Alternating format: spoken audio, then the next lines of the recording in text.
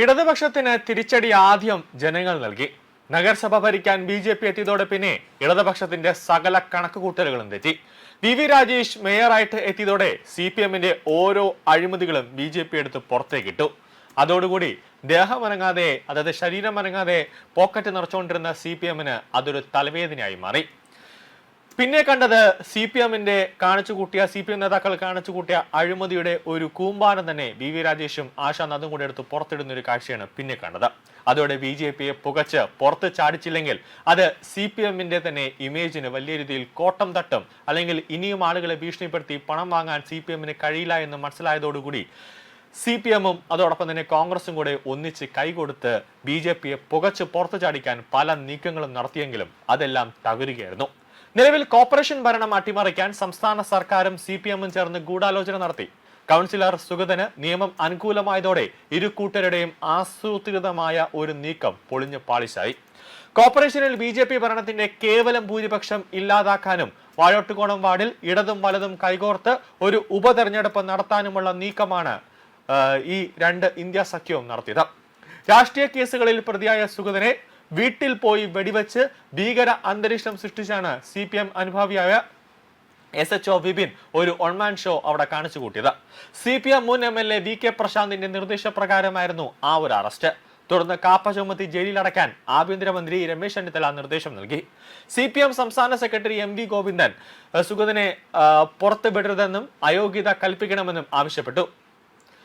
കൂടാതെ കോർപ്പറേഷന് മുന്നിൽ CPM അനിശ്ചിതകാല സമരം തുടങ്ങിയിരുന്നു. അടുത്ത കൗൺസിൽ യോഗത്തിൽ പങ്കെടുക്കില്ല എന്ന് കാരണം പറഞ്ഞ് സുഗതന് അയോഗ്യത കൽപ്പിച്ച് ഭരണം അട്ടിമറിച്ച ശേഷം വാഴോട്ടുകോണം വാർഡിൽ ഒരു ഉപതെരഞ്ഞെടുപ്പ് നടത്താനായിരുന്നു CPMും കോൺഗ്രസും ഒരു നീക്കം നടത്തിയത്. അതായത് ഇക്കഴിഞ്ഞ മൂന്നാം കൗൺസിലിൽ സുഗതനെ പങ്കെടുപ്പിച്ചില്ലെങ്കിൽ ഒരു ഉപതെരഞ്ഞെടുപ്പ് ഉണ്ടാകും എന്നുള്ള ഒരു കണക്കുകൂട്ടലായിരുന്നു ഇന്ത്യ സഖ്യം ഉണ്ടായിരുന്നത്. ഉപതെരഞ്ഞെടുപ്പ് വന്നാൽ കോൺഗ്രസിനെ വിജയിപ്പിക്കാനുള്ള ഒരു നീക്കത്തിലായിരുന്നു CPM. ഇതോടെ BJPക്ക് കേവലം ഭൂരിപക്ഷം നഷ്ടമായി ഒന്നിച്ച് ഭരണം പിടിക്കാനും സാധിക്കും എന്നൊരു കണക്കുകൂട്ടലും ഇവർ രണ്ടുപേരും നടത്തി.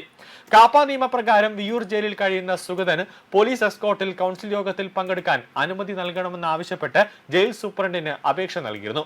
അപേക്ഷ ജയിൽ സൂപ്രണ്ട് സർക്കാരിന് കൈമാറി.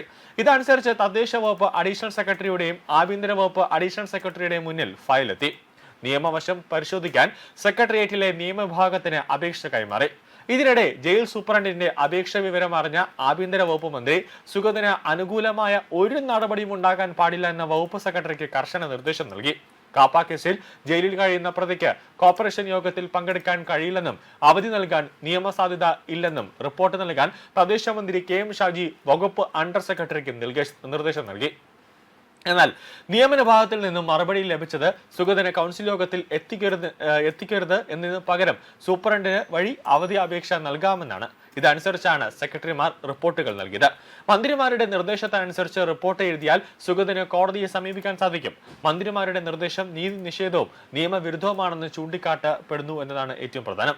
ഇടതുപക്ഷത്തിന് തിരിച്ചടി ആണ് ഇപ്പോൾ ഉണ്ടായിരിക്കുന്നത്.